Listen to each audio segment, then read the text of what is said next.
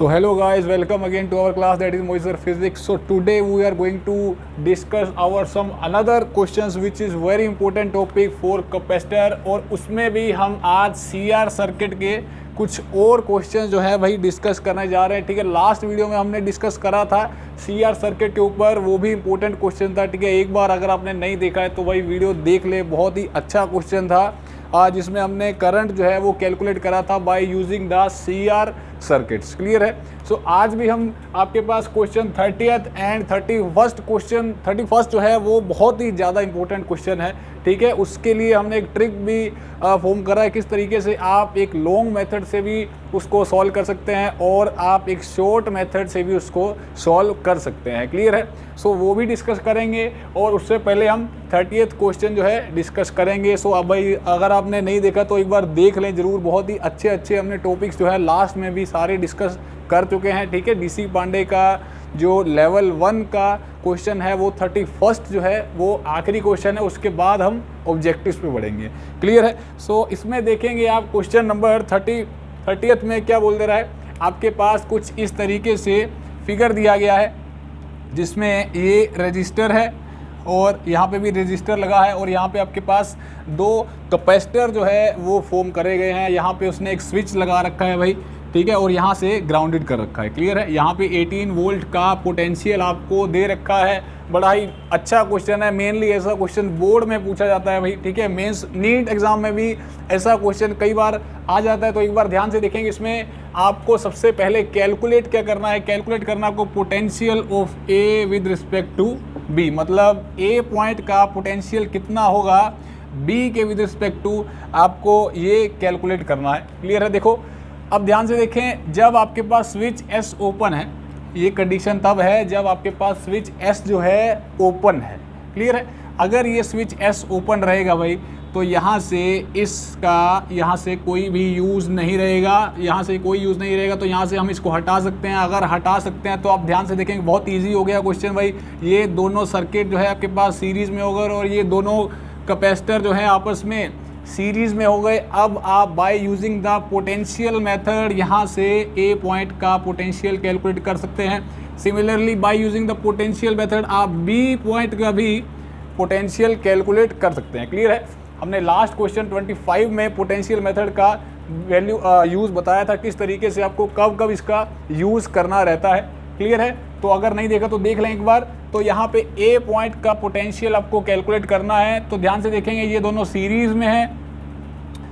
अगर ये दोनों सीरीज़ में है, इसका आपके पास 18 वोल्ट है तो यहाँ पे भी 18 आ जाएगा। ठीक है, यहाँ पे भी आपके पास 18 रहेगा, और यहाँ पे आपके पास 0 रहेगा क्योंकि ये ऑलरेडी अर्थ है, तो मैं यहाँ पे इसको 0 वोल्ट जो है वो मान के चला हूँ। क्लियर है भाई। यहाँ पे 18 वोल्ट है और यहाँ पे आपके पास 0 वोल्ट है। क्लियर है। तो ये दोनों आपके पास सीरीज़ में है। ठीक है, तो यहाँ से आप by using the potential method लगा सकते हैं। ठीक है, यहाँ पे V is equal to IR हमारे पास फॉर्मूला रहता है भाई। ठीक है, so I is equal to आपके पास कितना हो जाएगा, यहाँ पे V बाय R हो जाएगा। ठीक है, और आपको पता है कि जो करंट है वो सीरीज़ में सेम रहता है।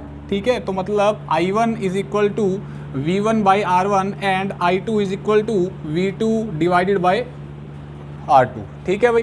तो अब आपके पास करंट जो है वो सेम है, तो यहाँ से आप इसको इक्वेट करेंगे, V1 over R1 that should be equal to V2 over R2 हो जाएगा भाई। क्लियर है। इसको आप चाहे X मान ले चाहे आप A मान ले, तो यहाँ पे जो पॉइंट आएगा तो इसको मैं कैसे लिखूँगा, 18 माइनस X मान लेता हूँ मैं यहाँ पे। ठीक है, ओवर R1 यहाँ पे आपको कितना दे रखा है भाई, R1 दिखना पड़ेगा। R1 का वैल्यू जो है इसमें R1 का वैल्यू भी दिया गया है शायद, जी हाँ, R1 का वैल्यू भी यहाँ पे 6 दे रखा है भाई। यहाँ पे 6 है तो मैं यहाँ पे 6 ओम लिख दे रहा हूँ, यहाँ पे 3 ओम जो है वो भी दिया गया है। क्लियर है। तो यहाँ पे R1 का जो वैल्यू है वो 6 आ जाएगा, और V2 का जो वैल्यू है आपके पास कितना आ जाएगा भाई, यहाँ पे 18 माइनस X, इसको मैं X माना हूँ। ठीक है, इस रजिस्टर के अराउंड पोटेंशियल डिफरेंस कितना हो गया, 18 माइनस X हो गया, तो 18 माइनस X लिखा है। R1 कितना है, 6 है। सिमिलरली V2 ये वाला आपके पास X माइनस 0 हो गया, X माइनस 0 ओवर कितना हो गया यहाँ पे 3 हो गया भाई, ठीक है। इससे ये कटेगा आपके पास, ये कितना आ जाएगा 18 minus x is equal to 2x, cross multiply करेंगे आप, ठीक है। कुछ कैलकुलेशन है, कोई ज़्यादा नहीं बचा है इसमें। तो यहाँ पे आपके पास 18 इज इक्वल टू 3x आ जाएगा, और जो x का वैल्यू आएगा वो आपके पास कितना आ गया भाई, यहाँ पे 6 आ गया। मतलब जो A पॉइंट का पोटेंशियल डिफरेंस आया वो कितना आ गया भाई, 6 आ गया। क्लियर है। तो A पॉइंट का हमने पोटेंशियल डिफरेंस निकाल लिया है, क्योंकि यहाँ पे दोनों रजिस्टर थे तो हमने by using V is equal to IR का यूज़ करा है। कुछ उसी तरीके से यहाँ पे 2 कैपेसिटर है, तो आप किसका यूज़ करेंगे भाई, आप यूज़ करेंगे यहाँ पे Q1 is equal to C1 into V1 and Q2 equal to C2 into V2। Clear है। अब क्योंकि ये दोनों सीरीज़ में है तो ये दोनों के ऊपर चार्ज जो है वो सेम रहेगा, दैट मीन्स Q1 जो है वो Q2 के बराबर रहेगा। तो मैं यहाँ से C1 V1 किसके बराबर रखूँगा, C2 V2 के बराबर रखूँगा। C1 का वैल्यू आप देखेंगे 6 है, यहाँ पे V1 का वैल्यू देखिए। इस कैपेसिटर के अराउंड पोटेंशियल डिफरेंस जो है कितना है इस बार, इस कैपेसिटर के अराउंड जो पोटेंशियल डिफरेंस है मेरे पास यहाँ पे आ रहा है आपके पास 18 माइनस का x। अब मैं फिर से इसको x मान दे रहा हूँ। क्लियर है। सिमिलरली यहाँ पे कितना आ जाएगा, x माइनस 0 आ जाएगा भाई, क्योंकि यहाँ पे 0 वोल्ट है, ठीक है। तो यहाँ पे पहले का लिखेंगे आप, आपने कितना लिखा है यहाँ पे 6 लिखा है। V1 कितना हो गया 18 माइनस x हो गया, and that should be equal to C2 का वैल्यू कितना है 3 है यहाँ पे, तो मैं 3 लिखूँगा और यहाँ पे x माइनस 0 लिखूँगा, और यहाँ पे कितना हो जाएगा, ये कटेगा इससे भाई। सो आप इसको मल्टीप्लाई करेंगे तो यहाँ पे 36 हो जाएगा, and minus 2x that is equal to x। तो यहाँ पे कितना आ गया 36 that is equal to 3x, और x का वैल्यू कितना आ गया 12 आ गया। तो x का जो वैल्यू है, इस पॉइंट का जो पोटेंशियल डिफरेंस आ रहा है मेरे पास वो कितना आ गया भाई, यहाँ पे इस बार वो आ गया मेरे पास 12 आ गया। बात समझ आ गई। क्लियर है। तो अब आपके पास पहला पार्ट जो है वो सॉल्व हो चुका है, potential of A with respect to B। A का पोटेंशियल पूछा गया है विद रिस्पेक्ट टू B, मतलब यहाँ पे जो वैल्यू सीधा सीधा कितना लिखूंगा मैं, माइनस का 6 लिखूंगा, क्योंकि यहाँ पे 6 है, A का 6 है और B का 12 है, ठीक है। तो VA माइनस VB जब आप करेंगे तो आपके पास कितना आ जाएगा भाई, ये आपके पास माइनस का 6 आ जाएगा। तो इसका आंसर पहले का माइनस का 6 हो गया। अब दूसरे का देखेंगे, which is at higher potential A और B। सिंपल सी बात आपको पता चल चुका है, A का पोटेंशियल लोअर है B से, B का ही हायर है भाई। तो आपका जो आंसर हुआ यहाँ पे, ये B जो है आपका B पार्ट का आंसर रहा कि B का पोटेंशियल जो है यहाँ पे हायर है। क्लियर है। थर्ड पार्ट देखेंगे आप, थर्ड पार्ट में क्या बोल रहा है, बड़ा सिंपल है।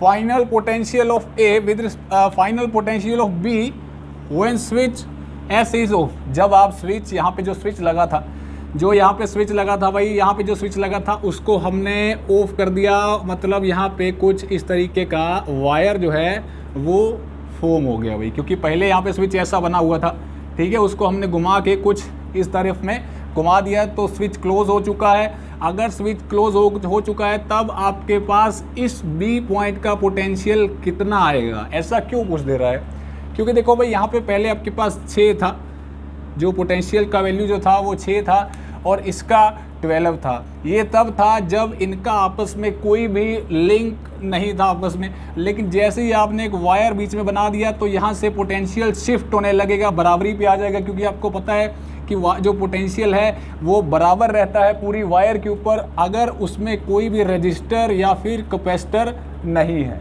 क्लियर है। तो बैलेंस हो जाएगा। बैलेंस कैसे होगा, 6 यहाँ पे है और 12 यहाँ पे है, तो यहाँ पे इस वायर का जो पोटेंशियल आ जाएगा, इस B पॉइंट का पोटेंशियल कितना हो जाएगा, यहाँ पे 6 हो जाएगा।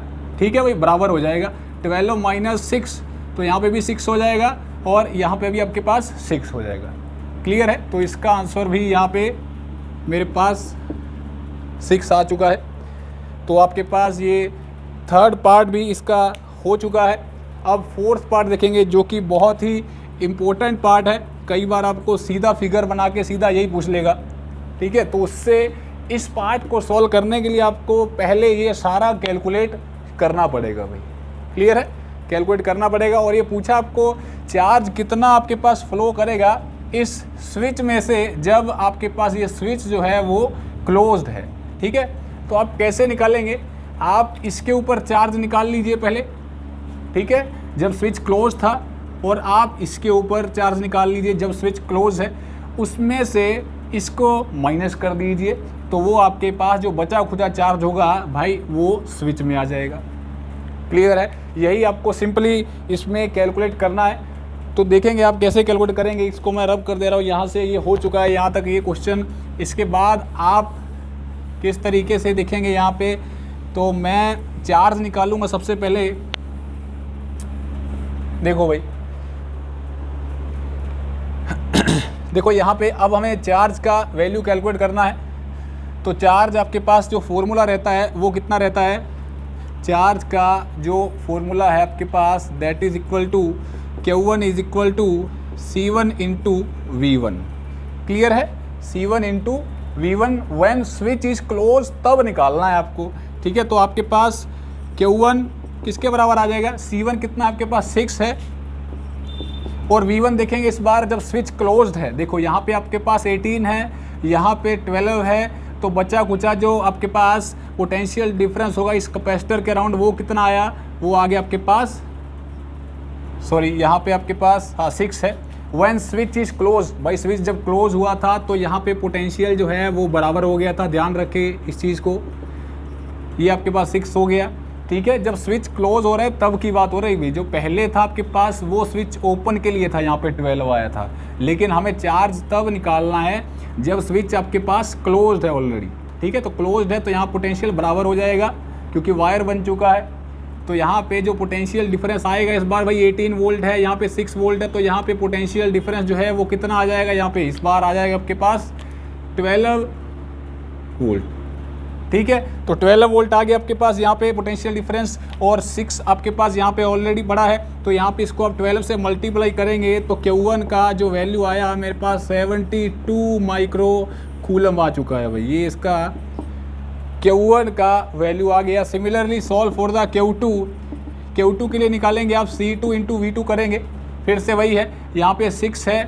ठीक है, और यहाँ पे 0 है, तो यहाँ पे आपके पास कितना आ जाएगा, 6 ही आ जाएगा। क्लियर है भाई?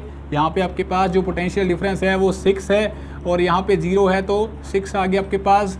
C3 है, C2 का जो वैल्यू है वो 3 है, इसका वैल्यू 6 है, तो यहाँ पे Q2 का जो वैल्यू आया that is equal to 6 volt, तो यहाँ पे Q2 का जो वैल्यू आएगा that is equal to 18 micro coulomb. ये आपके पास Q2 का वैल्यू जो है आ चुका है।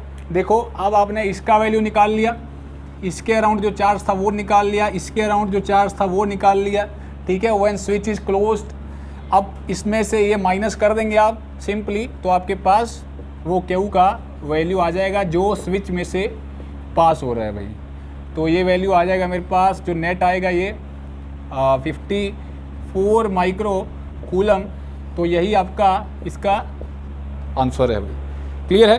तो 54 माइक्रो कूलम आ चुका है हमारे पास, जो स्विच में से चार्ज जो है वो पास हुआ है। तो यही था, बड़ा इजी क्वेश्चन था, कोई ज़्यादा डिफिकल्टी नहीं है।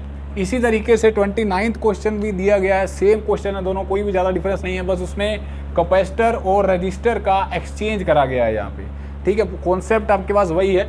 इसके बाद बढ़े क्वेश्चन नंबर 31 पे।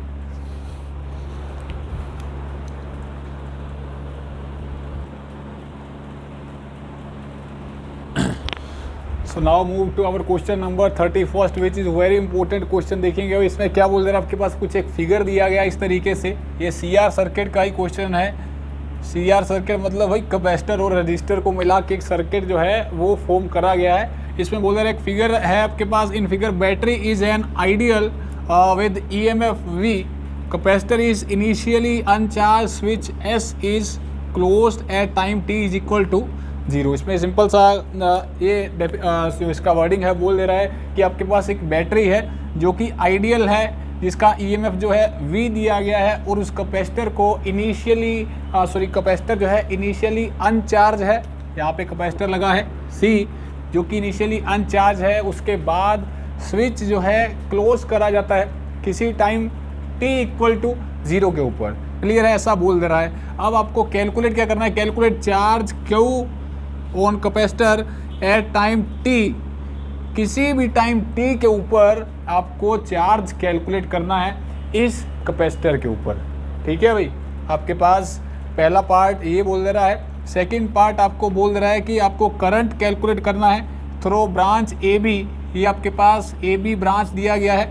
ठीक है, किसी भी टाइम t के ऊपर, और उसके बाद जिसका लिमिटिंग वैल्यू दे रहा है t is equal to infinity. सबसे पहले आप फर्स्ट पार्ट देखेंगे भाई, बहुत ही इंपॉर्टेंट पार्ट है ये फर्स्ट पार्ट जो है। इसमें बोल दे रहा है आपको इस कैपेसिटर के ऊपर किसी भी टाइम t के ऊपर चार्ज कैलकुलेट करना है। देखो ये बीच वाला सिस्टम हो गया, ना तो at time t is equal to 0 पे बोला है और ना ही आपके पास at t is equal to infinity पे बोल दे रहा है भाई। दोनों आपके पास यहाँ पे कंडीशन नहीं है, ना t इज इक्वल टू 0 भी नहीं है। आपके पास किसी टाइम t के ऊपर जो है वो कैलकुलेट करना है। तो आपको मैं इसका शॉर्ट ट्रिक बता दे रहा हूँ, यहाँ पे सीधा आप किस तरीके से कैलकुलेट करेंगे।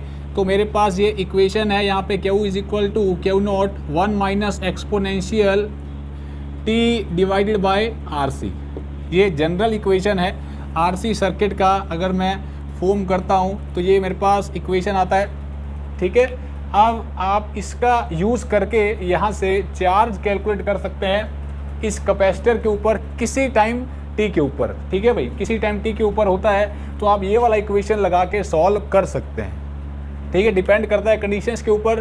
तो इसके लिए आपको क्या कैलकुलेट करना होगा, पहला आपको Q नोट का वैल्यू निकालना होगा, दूसरा आपको यहाँ पे रजिस्टर का वैल्यू निकालना होगा, मतलब कि आपको R इक्विवेलेंट निकालना होगा। ठीक है, मतलब आप कैसे सॉल्व करेंगे, अब Q का वैल्यू जो है आप कैसे सॉल्व करेंगे, आपको सिर्फ और सिर्फ एक चीज़ को कंसीडर करना है कि ये जो कैपेसिटर है इसको आप स्टेडी स्टेट में लेके चलेंगे। इतना सा आपको काम करना है। जब भी आपको ऐसा बोल देगा किसी भी कैपेसिटर के ऊपर चार्ज कैलकुलेट करना है किसी टाइम t के ऊपर, तो आपको इस कैपेसिटर को स्टेडी स्टेट में मानते हुए इस इक्वेशन का यूज़ करना है। तो मैं अगर इस इक्वेशन का यूज़ करूंगा और इसको स्टेडी स्टेट मानूंगा, तो आपने स्टेडी स्टेट के केस में इस कैपेसिटर को यहाँ से रिमूव होता हुआ देखा होगा कुछ इस तरीके से। ये यहाँ पे सर्किट जो है कुछ इस तरीके से, यहाँ बैटरी लगा होता है कुछ इस तरीके से, ये हो गया रजिस्टर R हो गया और ये V हो गया भाई। क्लियर है, तो यहाँ पे V है, ये आपके पास R हो गया और यहाँ पे आपके पास कैपेसिटर होता है। ठीक है भाई, कैपेसिटर रहता है और यहाँ पे V का जो वैल्यू है यहाँ पे भी V रहता है और यहाँ पे भी V। ये मैं स्टेडी स्टेट का सर्किट जो है फॉर्म करके दे रहा हूँ। और यहाँ पे आपको पता है कि इस कैपेसिटर में मैक्सिमम चार्ज जो है वो फ्लो करता है। ठीक है, Q is equal to CV in case of steady state. मतलब ध्यान से देखेंगे, इस कैपेसिटर के अराउंड जो रजिस्टर है उसमें कोई भी करंट जो है वो फॉर्म नहीं करता इन केस ऑफ स्टेडी स्टेट, क्योंकि यहाँ पे भी पोटेंशियल डिफरेंस V है और यहाँ पे भी पोटेंशियल डिफरेंस V है। मतलब यहाँ पे कोई भी करंट फ्लो नहीं करेगा, तो यहाँ पे I का वैल्यू 0 रहेगा। अगर यहाँ पे I का वैल्यू 0 है तो यहाँ पे भी I का वैल्यू 0 रहेगा भाई। क्लियर है, यहाँ पे भी आपके पास I का वैल्यू जो है वो 0 रहेगा। तो अब आप यहाँ पे सबसे पहले कैलकुलेट करेंगे। तो मैं सर्किट जो है इसका दोबारा से बना दे रहा हूँ। ये कुछ इस तरीके से, ये हो गया मेरे पास कुछ एक ये वाला रजिस्टर हो गया, ये वाला रजिस्टर हो गया और एक ये वाला रजिस्टर हो गया भाई। ठीक है, अब इसमें से तो कोई भी आपके पास करंट जो है पास नहीं कर रहा, तो I का वैल्यू 0 है। तो मैं यहाँ पे इस वाली वायर को भी यहाँ से हटा दे रहा हूँ। मेरे पास सिर्फ और सिर्फ कौन सा रजिस्टर बचा है, एक तो ये वाला बचा है और एक ये वाला बचा है और एक V बचा है। क्लियर है, so according to V is equal to IR। तो मैं यहाँ से पहले करंट निकाल लूँगा। I इज इक्वल टू कितना आ जाएगा, यहाँ पे R इक्विवेलेंट लिखेंगे आप। सो V डिवाइडेड बाय 2R, मतलब यहाँ से जो करंट जाएगा इस बार वो कितना जाएगा, V बाय 2R जाएगा। क्लियर है, ठीक है। और यहाँ पे आपके पास ये कुछ इस तरीके से कैपेसिटर है C। ठीक है, तो यहाँ पे I आ गया आपके पास V बाई 2R। अब आप दोबारा से V का वैल्यू I इंटू R लगाएंगे और V का वैल्यू I का वैल्यू यहाँ पे पुट करेंगे V ओवर 2R, R से R कैंसिल हो जाएगा। सो यहाँ पे आपके पास जो V का वैल्यू आ गया भाई वो V बाई 2 आ गया। क्लियर है, और आपको पता है कि स्टडी स्टेट में कैपेसिटर के ऊपर मैक्सिमम चार्ज रहता है, तो क्यू का वैल्यू क्या रहता है आपके पास, CV रहता है, ठीक है। और अगर ऐसा है तो Q is equal to CV/2 हो गया भाई। बात समझ आ गई होगी, कुछ नहीं करा हमने, बात स्टडी स्टेट की करी है। स्टडी स्टेट में कैपेसिटर में के केस में जो कैपेसिटर के अराउंड जो रजिस्टर रहता है, उस रजिस्टर में कोई भी करंट फ्लो नहीं करेगा। अगर नहीं करेगा तो मैं उस वाली ब्रांच को यहाँ से हटा दे रहा हूँ, तो मैंने हटा दिया, हटा के सिर्फ और सिर्फ ये 2 रजिस्टर बचे हैं, ठीक है। और आपके पास एक कैपेसिटर लगा है, और स्टडी स्टेट में आपके पास मैक्सिमम चार्ज जो है फ्लो करता है उस कैपेसिटर के around. So Q is equal to CV आएगा, V आपने यहाँ से निकाल लिया भाई। इस C के अराउंड मेरे को यहाँ से V चाहिए था, ठीक है, इस कैपेसिटर के अराउंड V चाहिए था, तो जो V यहाँ पे होगा वही यहाँ पे होगा, तो मैंने इस रजिस्टर के अक्रॉस V निकाल लिया। क्लियर है, इन दोनों को लेते हुए मैंने इस रजिस्टर के अक्रॉस V निकाल लिया, तो जो V यहाँ पे आया है वही यहाँ पे आ गया। तो यहाँ पे कितना आया भाई, V/2, तो V/2 यहाँ पे आ गया। C ऑलरेडी पड़ा था, तो क्यू आ गया आपके पास CV/2 in case of steady state. याद रखेंगे भाई, स्टडी स्टेट की बात हो रही है यहाँ पे। तो क्यू का वैल्यू हो गया, पहला काम हो चुका है। अब आपको R इक्विवेलेंट जो है वो कैलकुलेट करना है, तो आप R इक्विवेलेंट का वैल्यू जो है वो कैलकुलेट करेंगे, ठीक है भाई। R इक्विवेलेंट कैलकुलेट करेंगे, फिर से देखो भाई यहाँ पे R इक्विवेलेंट का जो वैल्यू आएगा मेरे पास, फिर से वही सर्किट आपके पास फॉर्म होगा कुछ इस तरीके से। ये मेरे पास बैटरी हो गया, और ये मेरे पास रजिस्टर हो गया, और ये एक बार फिर से रजिस्टर आ गया, ठीक है, ठीक है भाई। इस केस में अब यहाँ पे आपको इस कैपेसिटर के अराउंड R इक्विवेलेंट निकाल लेना है, ठीक है। यहाँ पे बात स्टडी स्टेट की ली थी हमने। स्टडी स्टेट पे केस में Q का वैल्यू मैक्सिमम आता है, CV और V का वैल्यू आपने निकाल लिया था। अब R का वैल्यू आपको कैसे कैलकुलेट करना है, इस कैपेसिटर के अराउंड आपको R इक्विवेलेंट जो है वो निकाल लेना है भाई, ठीक है। R इक्विवेलेंट आप किस तरीके से निकालेंगे, ध्यान से देखेंगे तो ये वाले दोनों रजिस्टर जो है पैरेलल में दिखाई दे रहे हैं, और अगर ऐसा है तो यहाँ पे इन दोनों को मिलाते हुए, इन दोनों रजिस्टर्स को मिलाते हुए R/2 आ जाएगा, ठीक है भाई।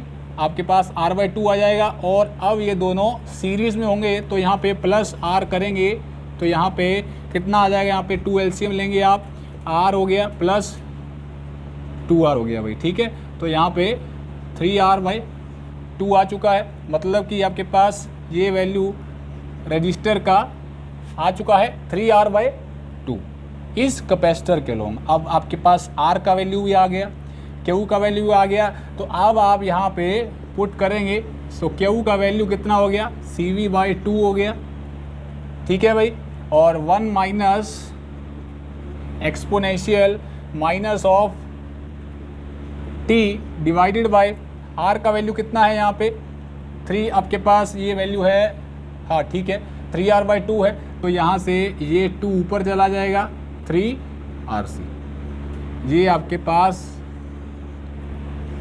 चार्ज का वैल्यू जो है आ चुका है किसी टाइम T के ऊपर। क्लियर है, तो इस तरीके से आप इस क्वेश्चन को सॉल्व कर सकते हैं। बड़ा ही अच्छा मेथड है और डिफ़िकल्ट मेथड भी है। आपको सबसे पहले करंट का वैल्यू निकालना पड़ेगा, यहाँ पे I = dq/dt करते हुए कुछ उस तरीके से भी आपको निकालना पड़ेगा भाई, ठीक है। उससे भी आप सॉल्व कर सकते हैं, लेकिन ये छोटा सा ट्रिक है, इससे भी आप सॉल्व करेंगे तो हो जाएगा।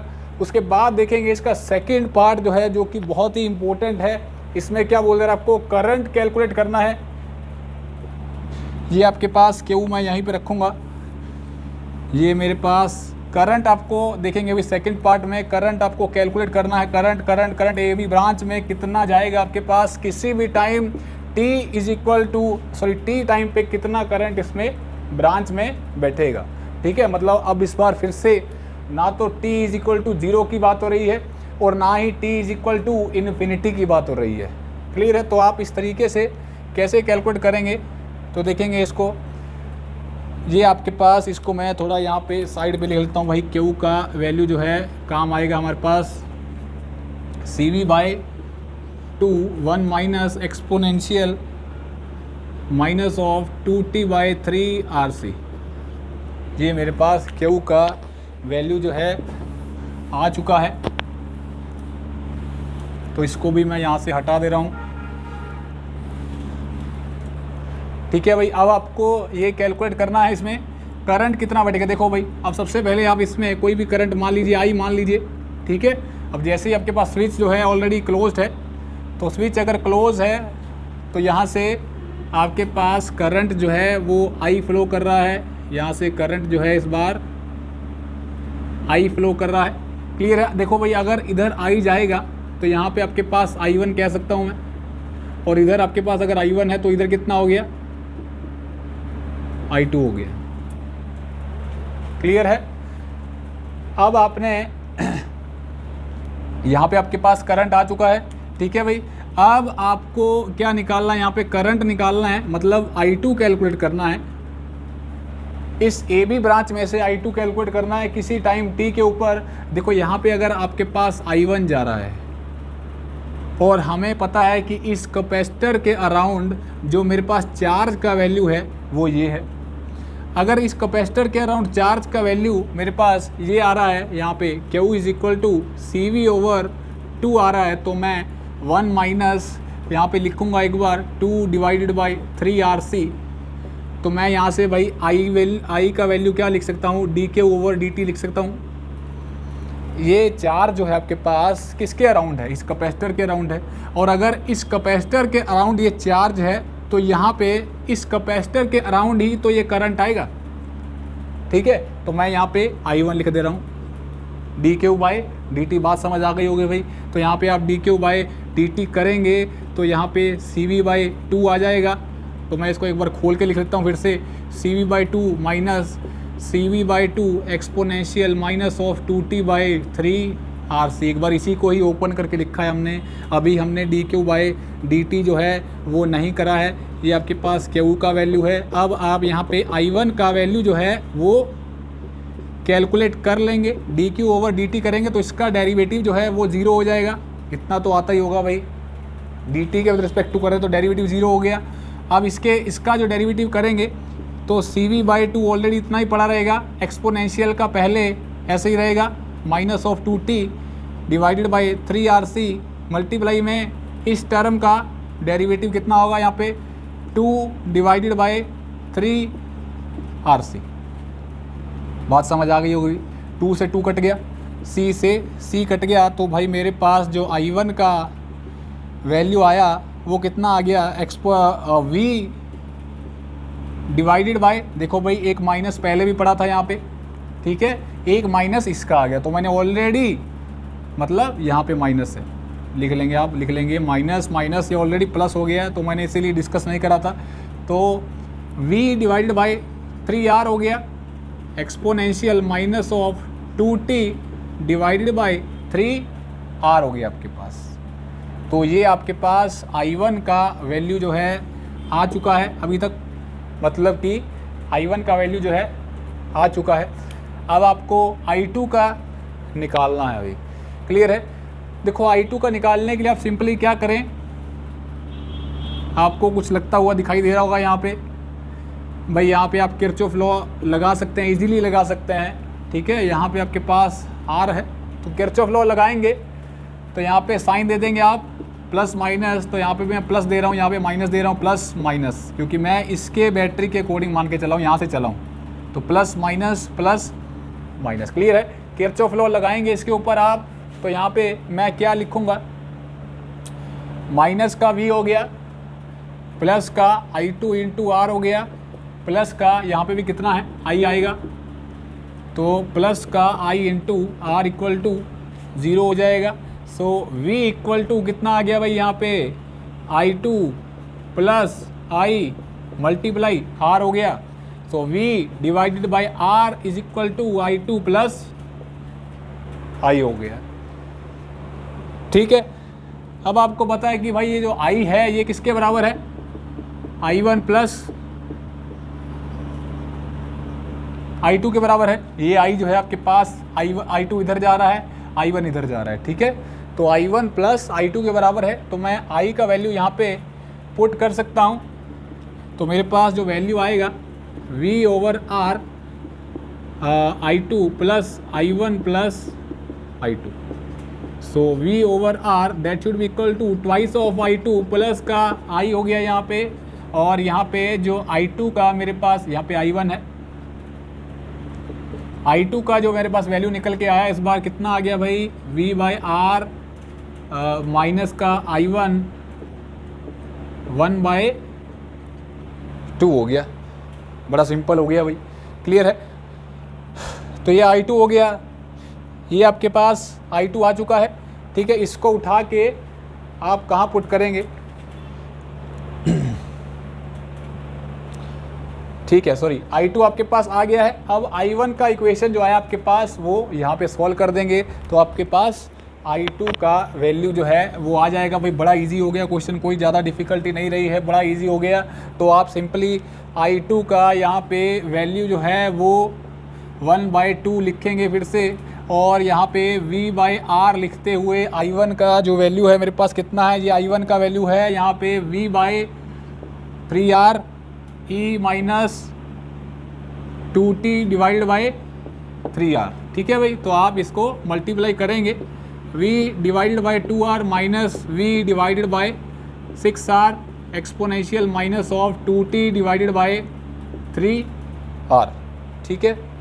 यहाँ पे भाई C भी है, C भी है, C भी है, C भी है, यहाँ पे C भी है, ठीक है।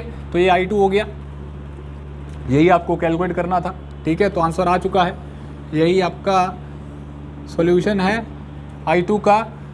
अब आपके पास एक और बोला गया था कि अगर आप लिमिटिंग वैल्यू जो है वो कितना कर दें, इन्फिनिटी कर दें। किसको इन्फिनिटी बोला गया था, हाँ T को इन्फिनिटी बोला गया था।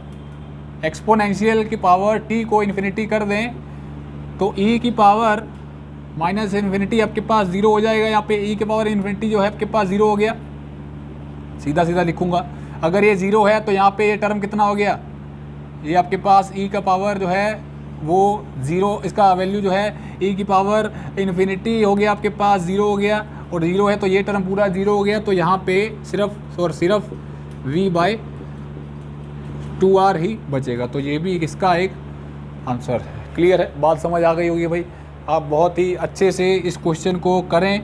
ऐसा क्वेश्चन मेनली बोर्ड में तो नहीं आता है, मेंस में भी बहुत कम चांसेस है, लेकिन एडवांस लेवल में पूछा जाता है। तो एक बार फिर से आपको कॉन्सेप्ट जो है वो ज़रूर पता होना चाहिए भाई, किस तरीके से किस क्वेश्चन को आपको सॉल्व करना है, क्लियर है। आगे बढ़ेंगे, इसके बाद क्वेश्चन जो है लेवल 1 के पूरे हो चुके हैं हमारे पास, लेवल 1 जो है वो कंप्लीट हो चुका है, ठीक है। आगे हम बढ़ेंगे